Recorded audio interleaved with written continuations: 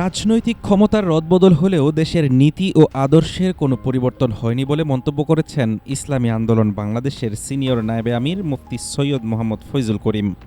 তার দাবি, শাসক পরিবর্তন হলেও দুর্নীতি ও চাঁদাবাজির মতো অনিয়ম বন্ধ করা সম্ভব হয়নি।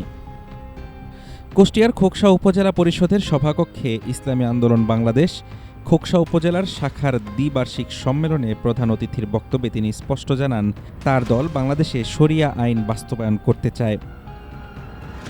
এ সময় মুফতি ফয়জুল করিম বলেন, ইসলামী আন্দোলন বাংলাদেশের মাটিতে শরিয়া আইন বাস্তবায়ন করতে চায়।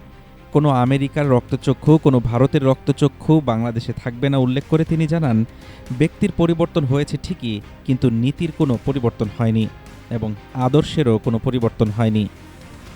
রাজনৈতিক দলগুলোর ভেতরে রন্ধ্রে রন্ধ্রে দুর্নীতি ঢুকছে উল্লেখ করে শায়েখ চরমনায় বলেন, ব্রিটিশ ও পাকিস্তান শাসন থেকে শুরু করে ২৪-এর গণ অভ্যুত্থান, বারবার ক্ষমতার পরিবর্তন হলেও কাঙ্ক্ষিত শান্তি মেলেনি। ক্ষমতায় গিয়ে ঘাট দখল আর চাঁদাবাজির মানসিকতা না বদলালে দেশের সাধারণ মানুষের ভাগ্য পরিবর্তন অসম্ভব।